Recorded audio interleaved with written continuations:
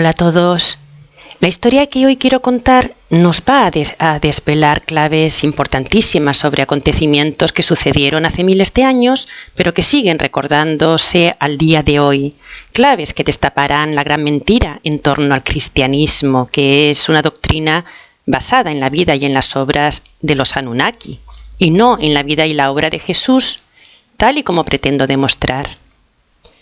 Pero para comprender bien esta historia recogida por todas las tradiciones religiosas del mundo, es necesario recordar quiénes son los dos Anunnaki principales en torno a los cuales giran todas las batallas y todos los conflictos en este planeta. Uno se llama Enlil y el otro Enki, y mientras que Enlil gobernaba desde Nibiru, Enki era el señor de la tierra y del mar, y estableció en nuestro planeta su gobierno mundial, llegando a convertirse en el monarca de toda la época antediluviana. Una etapa en la que Enki habitó distintos cuerpos físicos desde que los Anunnaki se instalaron en nuestro planeta hace unos 450.000 años, hasta el diluvio, que destruyó toda su inmensa obra. Enki es conocido por diferentes nombres como Poseidón, Vulcano, Nimrod y Satanás, y los israelitas le llamaron Talmud. Según el historiador babilonio Beroso, bajo el nombre de Talmud, Enki gobernó entre el 230.400 hasta el 194.400. Tras el diluvio, Enki gobernó bajo el nombre de Adán desde el 11.013 hasta el 10.083, y con el nombre de Osiris lo hizo desde el 10.083, unos 80 y pico años de reinado. Cuando Enki vivía como Adán, crearon del ADN de su costilla otro cuerpo que habitaría su lado femenino, consiguiendo de esta manera limitarlo físicamente por su enorme afán de ser él, el rey del planeta. A su alma gemela se la llamó Lilith, tal y como figura en la Biblia hebrea, y ambos fueron confinados a vivir en el inframundo, es decir, en el mundo subterráneo. Aunque gozaban de la inmortalidad que les aportaba el árbol de la ciencia genética, ciencia de la que ellos eran expertos, por lo que tenían la capacidad de habitar distintos cuerpos físicos con los que podían manifestarse. Enlil les había permitido subir a la superficie, pero por separado, es decir, 6 meses lo haría Enki y los otros 6 meses subiría Lilith. Enlil no quería que los dos estuvieran juntos en la superficie porque no hacían más que conspirar claramente contra él, ¿no? Enki estaba muy enfadado porque Enlil le había encerrado en el inframundo cuando él había sido el rey absoluto de toda la época antediluviana. La conspiración de Enki y de Lilith dio sus frutos cuando Enki vivía en el imperio egipcio con el nombre de Osiris. Allí Enlil era conocido como Ra y Lilith era conocida como Isis. El rey elegido por Ra para gobernar su imperio era Set, a quien Ra había ordenado hacerse con el control de todo cuanto Enki se había apoderado antes del diluvio. Sobre todo, lo que quería Ra era recuperar el enlace cielo-tierra, que era el portal de teletransportación a Nibiru, la estación espacial que se encontraba situada en el Líbano, en concreto en la ciudad de Biblos. Por cierto, esta ciudad dio nombre a la Biblia, ¿no?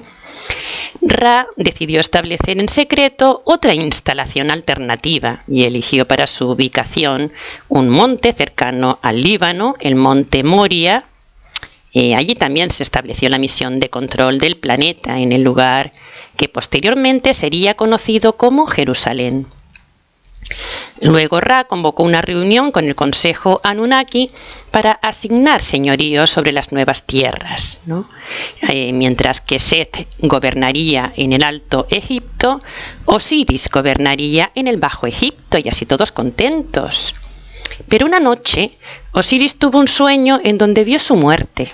soñó que 7 bandidos entraban en su morada, se llevaban sus corderos y sus cabritos, le despojaban de su tocado de rey, arrancándole la túnica real, rompiéndole el báculo de poder y arrojando al suelo su copa. Desnudo y descalzo se lo llevaban preso. Esta pesadilla se hizo realidad porque Set estaba planeando asesinarlo por indicación de Ra, y con el objetivo de quedarse él con el control absoluto del planeta. Así que un día Set invitó a Osiris a un banquete de sacrificios, en donde le dio a beber un vino que estaba mezclado con un elixir venenoso. Osiris cayó al suelo de forma instantánea y luego su cadáver fue colocado en un sarcófago y enviado al Apsu, que es el laboratorio genético del inframundo. El cuerpo de Osiris fue allí colocado sobre una losa, lo lavaron y ungieron con aceites y lo envolvieron en un sudario, siendo después trasladado a un santuario. Enki, ya fuera del cuerpo destrozado de Osiris, estaba abatido y lloraba por la pérdida de su recipiente físico y porque también había perdido el poder en la superficie. Se desgarró la ropa y se puso ceniza en la frente con la forma de la cruz egipcia, en señal de luto. Al ver que todo había salido mal, dijo lo siguiente: ¿qué pecado he cometido? ¿Vine de Nibiru a la tierra para ser castigado así? Porque por Osiris todavía estoy de luto. Hubiera preferido morir que renunciar a mi derecho de nacimiento. También Isis lloraba desconsolada en la superficie y debía asistir al Apsu para ir a la ceremonia, para participar de la ceremonia de muerte de Osiris. Con ese objetivo se vistió de reina y le dijo a su fiel siervo Ninsubur que si no regresaba a la superficie en el plazo de 3 días, debería avisar a los emisarios para que la ayudaran a salir de allí.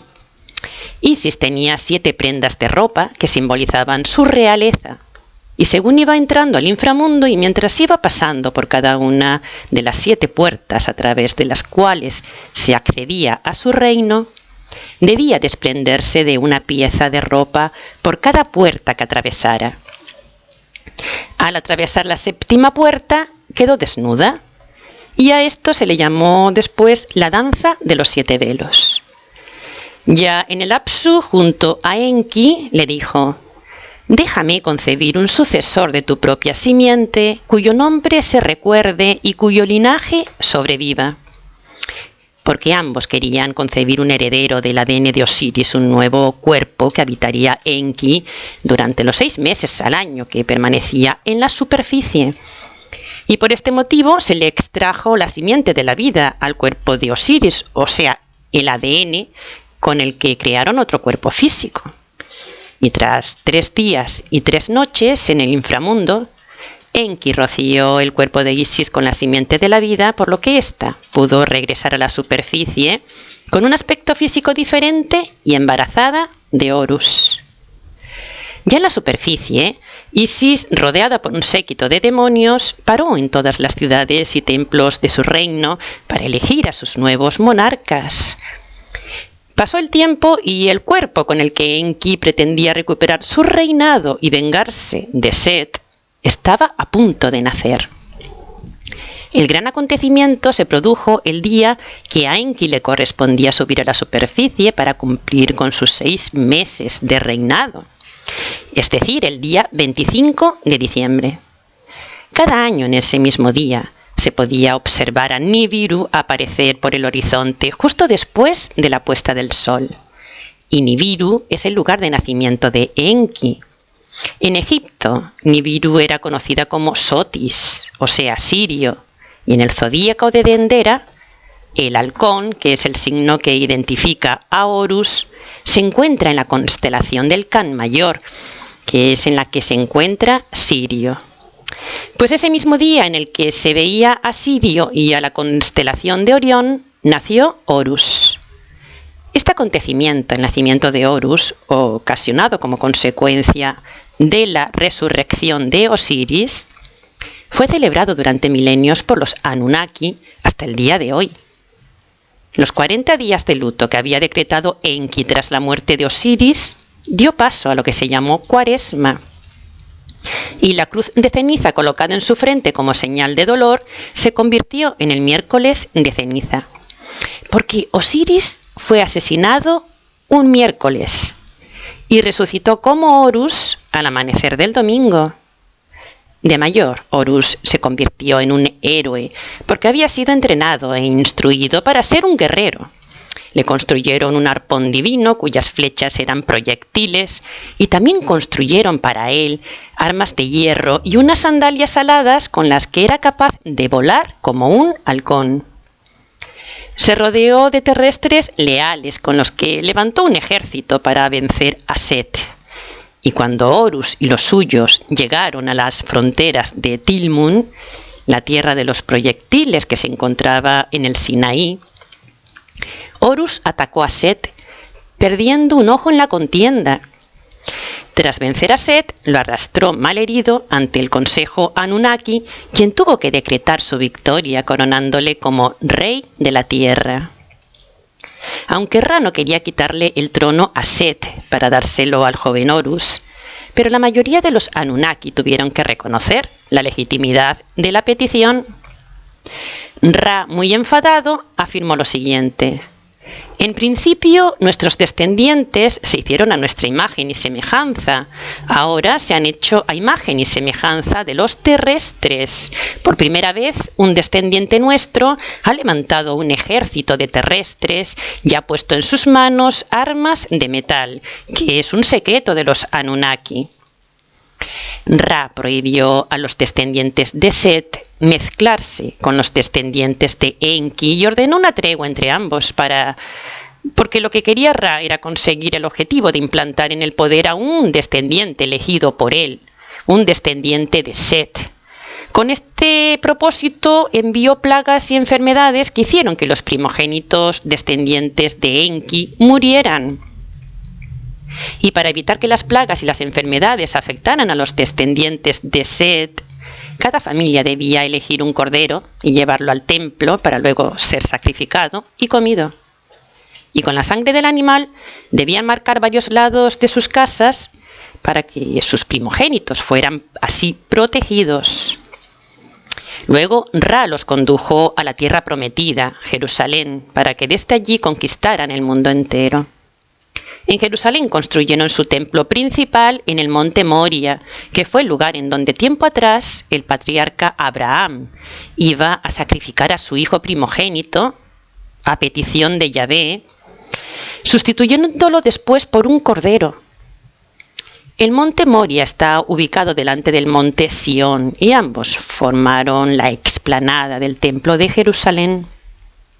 Allí Ra era llamado Yahvé y estaba siempre exigiendo a su pueblo constantes sacrificios a cambio de ellos tener más poder.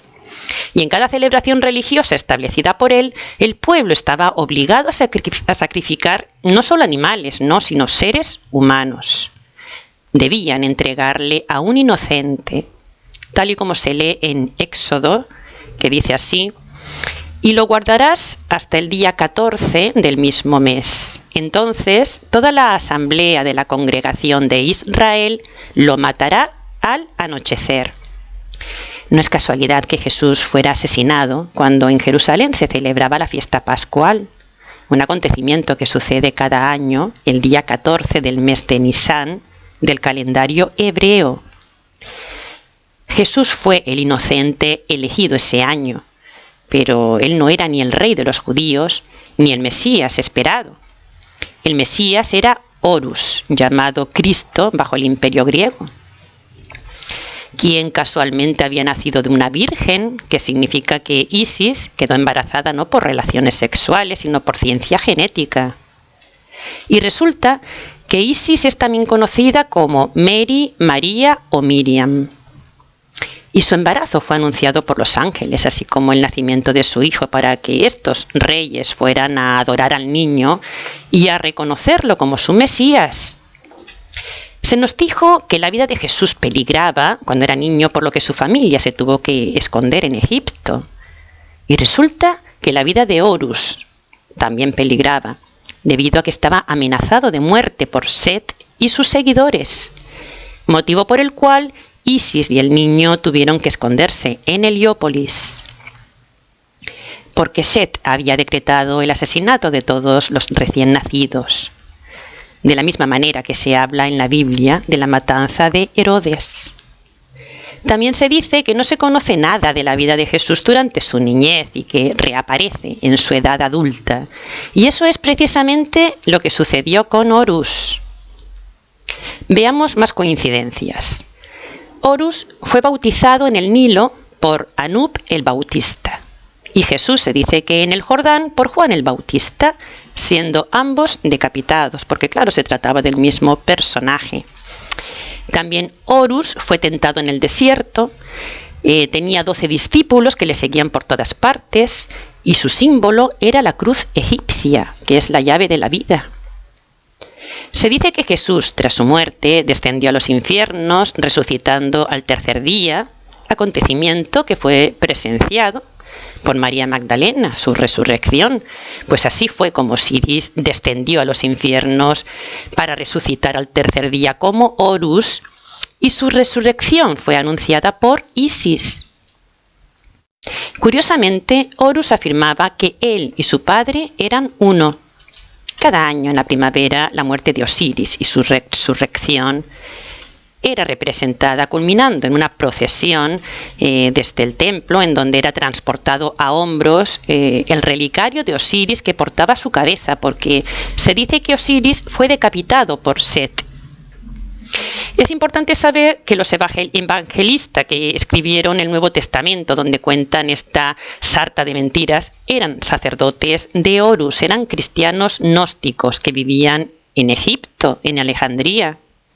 Pero se hizo todos los esfuerzos posibles para hacernos creer que la religión basada en Cristo hablaba de la vida y las obras de Jesús. Y tanto se ajustó esta historia para que pensáramos que Jesús estaba tras ella, que por este motivo los evangelios están llenos de contradicciones, como el esfuerzo que hicieron por hacernos creer que Jesús había nacido en la ciudad del rey David, rey descendiente de Set, que era la ciudad de Belén, cuando Jesús nació en Nazaret.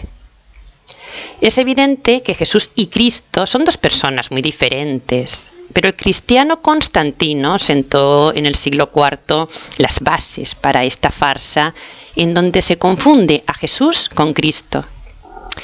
Pues bien, mientras que la descendencia de Set, el pueblo judío, celebra cada año su salida de Egipto y la alianza que durante el camino acordaron con Ra, los descendientes de Horus celebran cada año su Pascua, en donde rememoran la muerte de Osiris y su resurrección como Horus. Por este motivo, la Pascua, en inglés, se llama Easter, haciendo alusión a Istar, cuyo otro nombre con el que Isis fue conocida en Mesopotamia. Y este es, a mi entender, el mayor engaño del que hemos sido víctimas los seres humanos, porque nos han alejado de la luz y nos han hecho adorar a ese cuyo símbolo es el macho cabrío, es decir, a Satanás, Dios de los infiernos. Por este motivo nos ha costado evolucionar, porque constantemente hemos estado invocando a esos malos espíritus sin ser conscientes de ello. Y por este motivo romper con las religiones y con las doctrinas de este mundo, con todas, es el primer paso para recuperar nuestra conexión con la fuente, el primer paso para nuestra liberación. Y este es precisamente el camino por el que ahora los seres humanos nos encontramos, el camino de la verdad. Hasta pronto.